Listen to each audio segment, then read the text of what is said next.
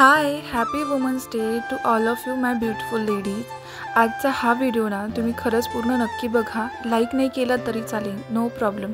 माझ्या मनात जे आहे तेच मी थोडंसं बोलते आणि तुमच्यासोबत शेअर करते की आपल्यामधला जो हॅपीनेस आहे, आपल्यातला जो बालिशपणा आहे ना, तो प्रत्येकामध्ये कुठे ना कुठेतरी दडलेला असतो। फक्त तो ना आपल्या रिस्पॉन्सिबिलिटीजच्या खाली किंवा कोण काय म्हणेल, कोण आपल्याला नावं ठेवेल किंवा चार लोक काय बोलतील या विचाराने आपण कुठेतरी बऱ्याच गोष्टी ज्या आपल्याला आवडतात ना त्या आपण करत नाही।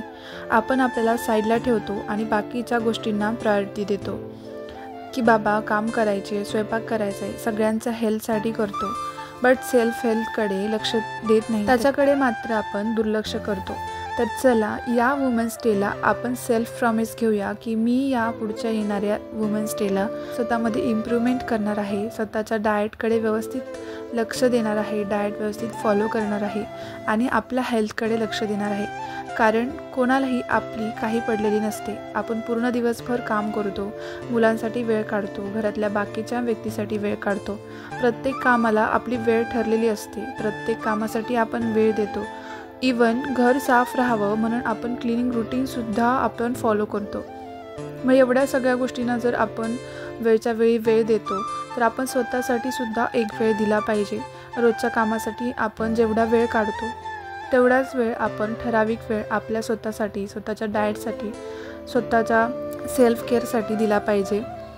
आणि असंही पूर्ण दिवसभर आपण एवढं काम करतो, आपल्या घरातल्या गोष्टींसाठी पूर्ण दिवसभर आपण कामात असतो आणि ज्या गोष्टीसाठी आपल्याला 1 रुपयासुद्धा मोबदला भेटत नाही किंवा आपल्याला त्याची काडीचीही किंमत मात्र मिळत नाही की बाबा तू दिवसभर घरी असतेस, मग तू काय करतेस, घरीच असतेस, तुझ्यासाठी वेळ असतो, आम्ही मात्र बाहेर कामं करतो, पण कोणाला माहीत की आपण घरामध्ये काय करतोय।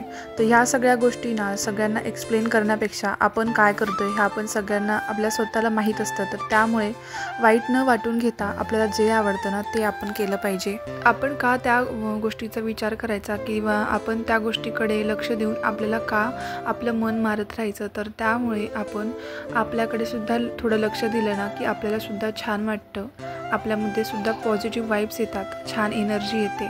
मग आपण कशाला कोणाच्या स्तुतीची किंवा कोणाच्या ॲप्रिशिएशनची वाट बघायची। आपण स्वतःलाच ॲप्रिशिएट करूया, स्वतःची स्तुती करूया की बाबा रे मी आज किती छान काम केलं किंवा मी आज हे काम केलं। काही गरज नाही आहे कोणाकडून स्तुती करून घेण्याची किंवा कोणाकडून अप्रिशिएट करून घेण्याची। आपण स्वतःलाच अप्रिशिएट करूया, स्वतःलाच इम्प्रूव्ह करूया आणि स्वतःच हॅप्पी राहायला शिकूया। कोणाचीही गरज पडणार नाही आपल्याला आनंदी ठेवण्यासाठी जेव्हा आपण स्वतः पॉझिटिव्ह असू।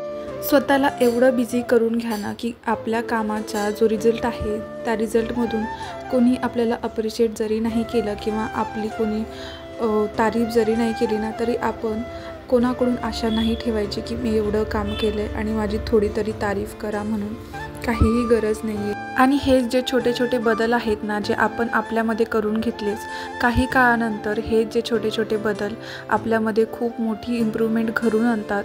मेंटली आणि फिजिकली आपण खूप हेल्दी राहतो आणि आपल्यामध्ये सेल्फ इम्प्रूव्हमेंट होण्यासाठी मदत होते आणि आपल्याकडून अजून चांगल्या गोष्टी घडत जातात।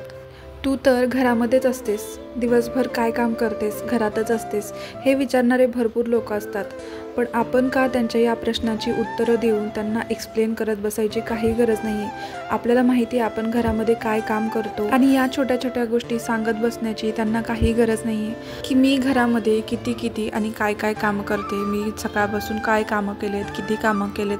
हे जर आपण एक्सप्लेन करत बसलो ना तर आपलीच मेंटल हेल्थ खराब होते की आपण एवढं काम करूनसुद्धा आपल्याला कोणाला आपली काही पडलेलीच नाही आहे, त्यामुळे आपलीच मेंटल हेल्थ खराब होते आणि आपल्या मेंटल हेल्थचा परिणाम किंवा आपल्या जो मनामध्ये आपल्या गोष्टी चाललेल्या आहेत याचा परिणाम कुठे ना कुठेतरी आपल्या घरावर, आपल्या घरातल्या माणसांवर किंवा आपल्या मुलांवर पडत असतो।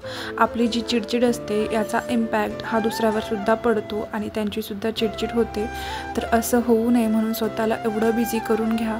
आणि मी तर जेव्हापासून मी माझं यूट्यूबचं चॅनल सुरू केलेलं आहे तेव्हापासून तरी माझ्यामध्ये खूप बदल झाले आहेत.